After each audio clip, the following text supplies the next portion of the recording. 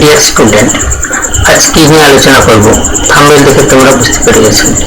আজ third unit টেস্টের ইতিহাস নিয়ে আলোচনা করব। ক্লাস এইটের ইতিহাস নিয়ে আলোচনা করব, যেটা আমাদের হচ্ছে কি তৃতীয় অর্থাৎ ফাইনাল পরীক্ষায় যে প্রশ্নগুলো আসবে সেই প্রশ্ন নিয়ে আলোচনা করব। আমাদের হচ্ছে গিয়ে সপ্তম অধ্যায়তে এই প্রশ্নগুলি রয়েছে। কি কি রয়েছে না, গান্ধীজির আসল নাম কি? গান্ধীজির আসল নাম কি? গান্ধীজির আসল নাম কি? মোহনদাস করমচাঁদ গান্ধী। গান্ধীজির আসল নাম হচ্ছে মোহনদাস করমচাঁদ গান্ধী। দুই দাগে আমাদের প্রশ্ন রয়েছে। কি রয়েছে? অহিংস সত্যাগ্রহের আসল প্রবক্তা কে? অহিংস সত্যাগ্রহের আসল প্রবক্তা কে? গান্ধীজি। অহিংস সত্যাগ্রহের আসল প্রবক্তা কে? অহিংস সত্যাগ্রহের আসল প্রবক্তা হচ্ছে গান্ধীজি। পরে প্রশ্ন রয়েছে, পরে কি প্রশ্ন রয়েছে না, গান্ধীজি দক্ষিণ আফ্রিকা থেকে কবে দেশে ফিরে আসেন? খুব ইম্পর্টেন্ট একটা প্রশ্ন। গান্ধীজি দক্ষিণ আফ্রিকা থেকে কবে দেশে ফিরে আসেন? 1915 খ্রিস্টাব্দে। পরের প্রশ্ন, জালিয়ানওয়ালাবাগের ঘটনা কবে কোথায় ঘটেছিল? জালিয়ানওয়ালাবাগের ঘটনা কবে কোথায় ঘটেছিল না 1919 খ্রিস্টাব্দের 13ই এপ্রিল পাঞ্জাবের অমৃতসরে। 1919 খ্রিস্টাব্দের 13ই এপ্রিল পাঞ্জাবের অমৃতসরে। খিলাফত আন্দোলন ভারতবর্ষে কবে শুরু হয়? খিলাফত আন্দোলন ভারতবর্ষে, পরের প্রশ্ন খুব ইম্পর্টেন্ট প্রশ্ন, এই খিলাফত আন্দোলন ভারতবর্ষে কবে শুরু হয় না 1919 খ্রিস্টাব্দে। খিলাফত আন্দোলন ভারতবর্ষে কবে শুরু হয় না 1919 খ্রিস্টাব্দে। পরের প্রশ্ন, ভারতীয় মুসলমানরা কেন খিলাফত আন্দোলন করেছিলেন? ভারতীয় মুসলমানরা কেন খিলাফত আন্দোলন করেছিলেন না তুরস্কের সুলতানি ক্ষমতা খর্ব করলে ভারতের মুসলিমরা আন্দোলন শুরু করেন। তাহলে হচ্ছে ভারতীয় মুসলমানরা কেন খিলাফত আন্দোলন করেছিলেন না খিলাফত আন্দোলন করার মূল কারণই হচ্ছে তুরস্কের সুলতানি ক্ষমতা যখন খর্ব করা হয় তখনই কিন্তু ভারতীয় মুসলমানরা আন্দোলন শুরু করেন।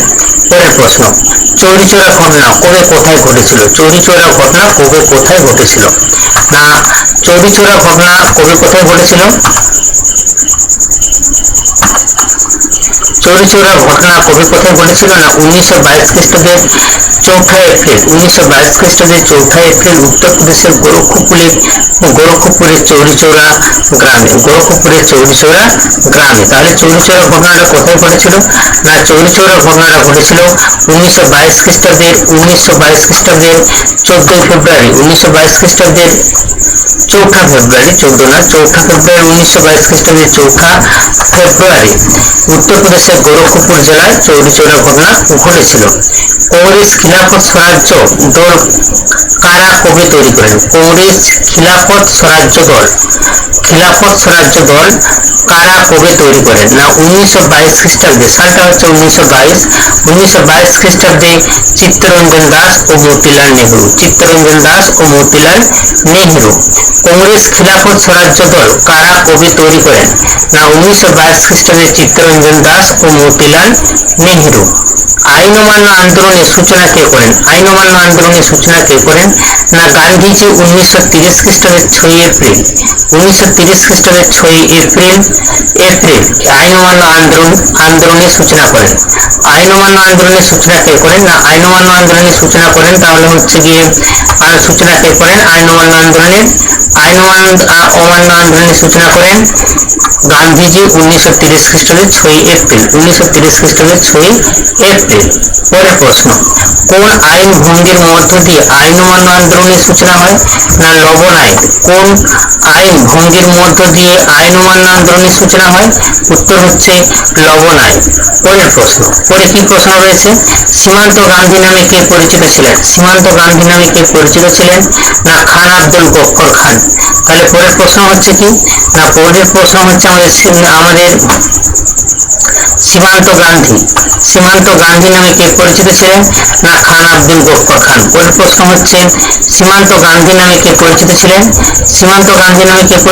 না খান আব্দুল গফর খান। এরপরে কি প্রশ্ন রয়েছে না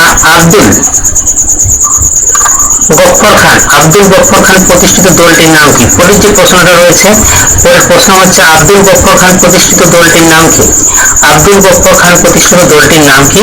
না খুদা-ই-খিদমতগার বা লাল কুর্তা বাহিনী। খুদা-ই-খিদমতগার বা লাল কুর্তা বাহিনী। খুদা-ই-খিদমতগার বা লাল কুর্তা বাহিনী। আব্দুল গফফর খান প্রতিষ্ঠিত দলটির নাম হচ্ছে খুদা-ই-খিদমতগার বা লাল কুর্তা বাহিনী। পরের প্রশ্ন কি গান্ধী আইন চুক্তি বা দিল্লি চুক্তি কাদের মধ্যে হয়েছিল? গান্ধী আইন চুক্তি বা দিল্লি চুক্তি, গান্ধী আইন চুক্তি বা দিল্লি চুক্তি কাদের মধ্যে হয়েছিল?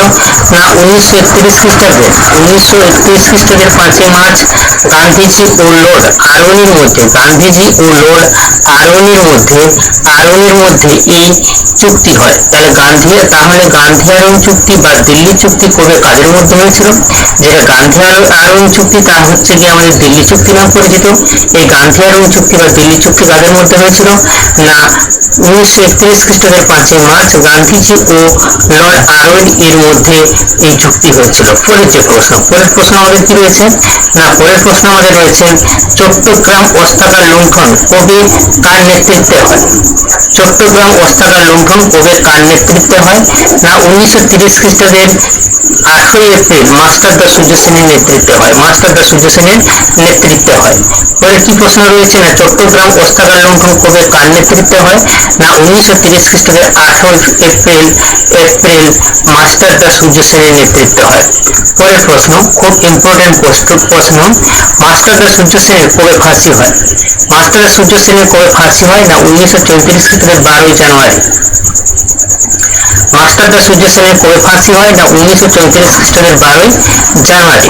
পরের প্রশ্ন হচ্ছে রাইটার্স বিল্ডিং অভিযান কবে কারা শুরু করেন? রাইটার্স বিল্ডিং অভিযান কবে কারা শুরু করেন? পরের প্রশ্ন হচ্ছে কি রাইটার্স বিল্ডিং অভিযান কবে কারা শুরু করেন? না 1930 খ্রিস্টাব্দের 8ই ডিসেম্বর।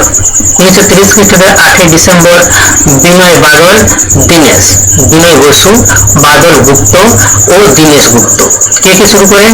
না 1930 খ্রিস্টাব্দের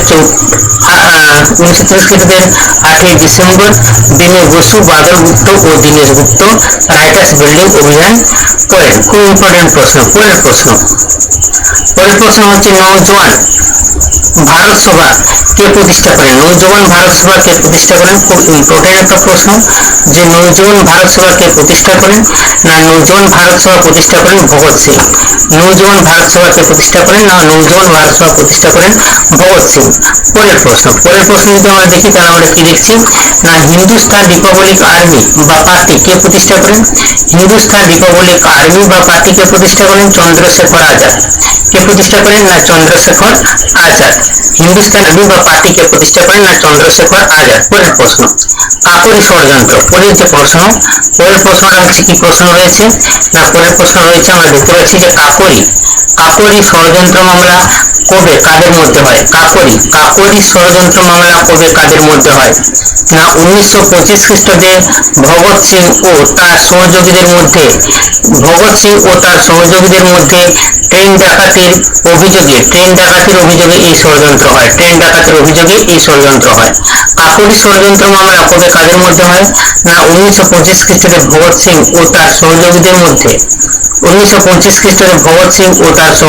মধ্যে ট্রেন ডাকাতির অভিযোগে এই ষড়যন্ত্র মামলা হয়। পরের প্রশ্ন কি? না কেন্দ্রীয় আইনসভায় কারা কবে বোমা ফেলেন? কেন্দ্রীয় আইনসভায় কারা কবে বোমা ফেলেন? না 1929 খ্রিস্টাব্দের 8ই এপ্রিল ভগৎ সিং ও বটুকেশ্বর দত্ত।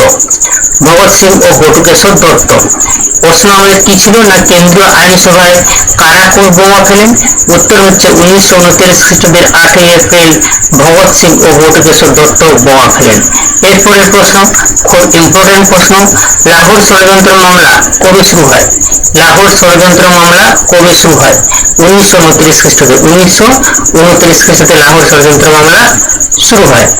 পরের প্রশ্ন রয়েছে কি রয়েছে না ভগৎ সিং সুখদেব ও রাজগুরুর সঙ্গে কবে ফাঁসি হয়? ভগৎ সিং সুখদেব ও রাজগুরু কবে ফাঁসি হয়? না 1931 খ্রিস্টাব্দে। 1931 খ্রিস্টাব্দে ভগৎ সিং সুখদেব ও রাজগুরুর ফাঁসি হয়। করেঙ্গে ইয়া মরেঙ্গে, ডু অর ডাই। করেঙ্গে ইয়া মরেঙ্গে, ডু অর ডাই কে ডাক দিয়েছিলেন? গান্ধীজি ডাক দিয়েছিলেন করেঙ্গে ইয়ে মরেঙ্গে, অর্থাৎ ডু এর ডাই কে ডাক দিয়েছিলেন?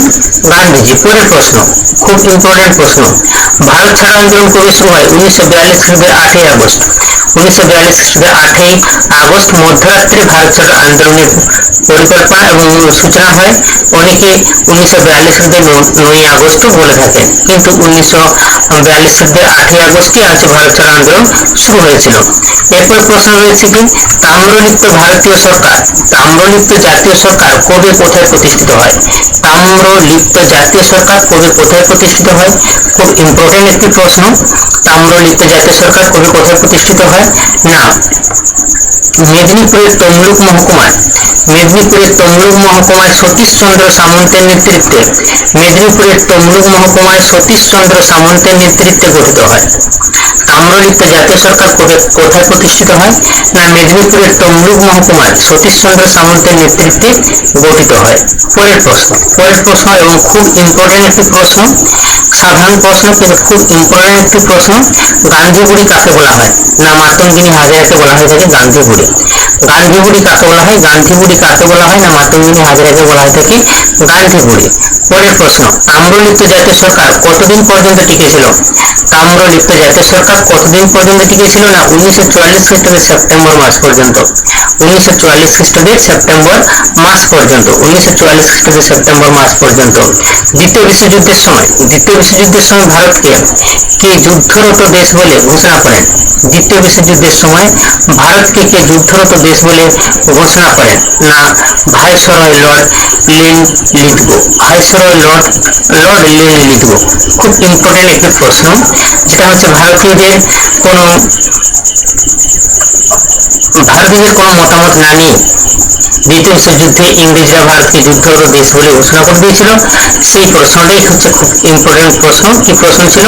না দ্বিতীয় বিশ্বযুদ্ধের সময় ভারতকে কে যুদ্ধরত দেশ বলে ঘোষণা করেন? এরপরে প্রশ্ন, ভাইসরয় লর্ড লিনলিথগো অর্থাৎ হচ্ছে দ্বিতীয় বিশ্বযুদ্ধের সময় ভারতকে কে যুদ্ধরত দেশ বলে ঘোষণা করেছিলেন? না ভাইসরয় লর্ড লিনলিথগো।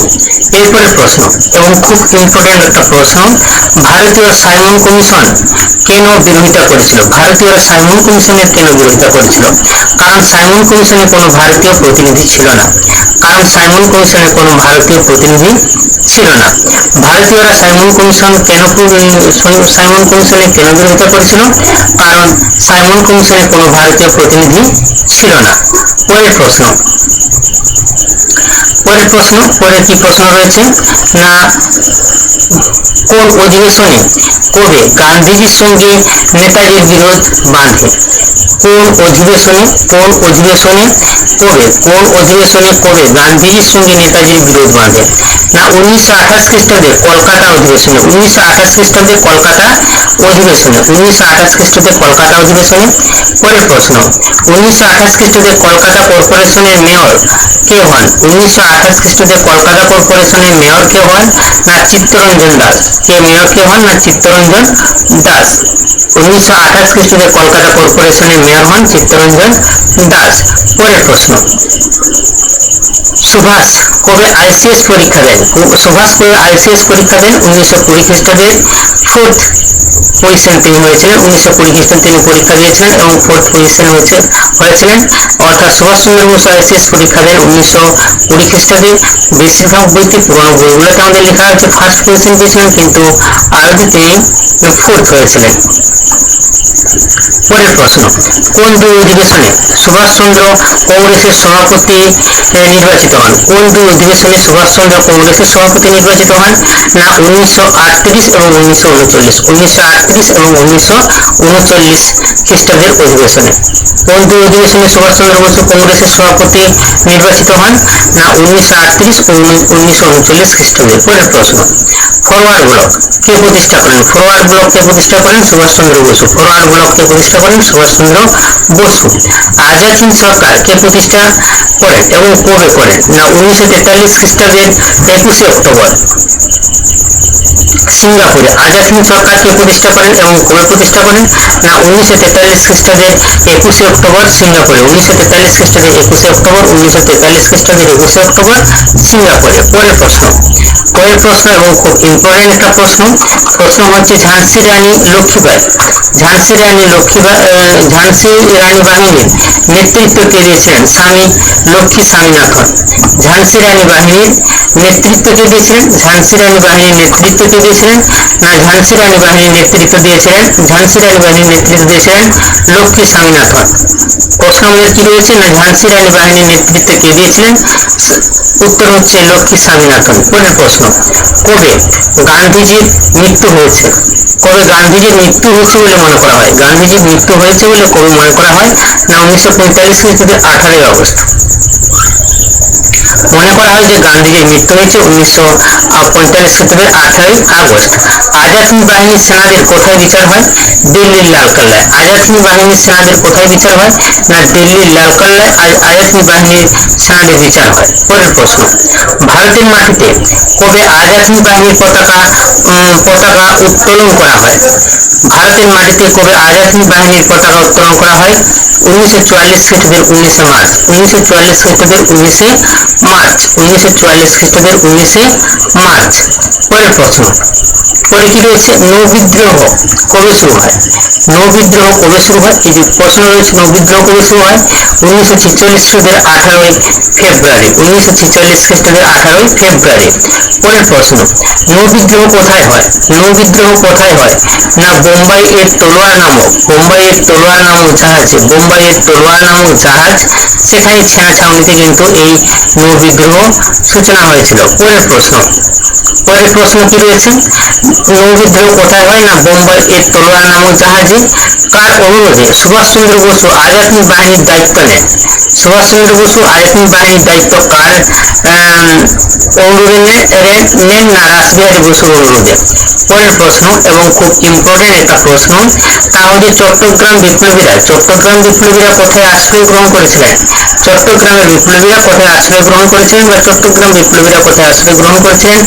জালালাবাদ পাহাড়ে। তারা জালালাবাদ পাহাড়ে আশ্রয় গ্রহণ করেছিলেন। এই হচ্ছে ইতিহাস থার্ড ইউনিট টেস্টের যে ইম্পর্টেন্ট যে সমস্ত প্রশ্নগুলি ক্লাস 8-এর ইতিহাস, অষ্টম শ্রেণীর ইতিহাসের তৃতীয় অর্থাৎ ফাইনাল পরীক্ষায় এই প্রশ্নগুলি, শর্ট কোশ্চেনগুলি আজকে দেওয়া হলো। খুব ইম্পর্টেন্ট প্রশ্ন, তোমরা দেখবে। এটা হচ্ছে কি না সপ্তম অধ্যায়ের প্রশ্ন এখান থেকে দেওয়া হয়েছে এবং হচ্ছে কি ফাইনাল বা থার্ড ইউনিট টেস্টের পরীক্ষা, এবং ক্লাস হচ্ছে আমাদের 8 আর হচ্ছে সাবজেক্ট হচ্ছে ইতিহাস। এই হচ্ছে আমাদের আজকে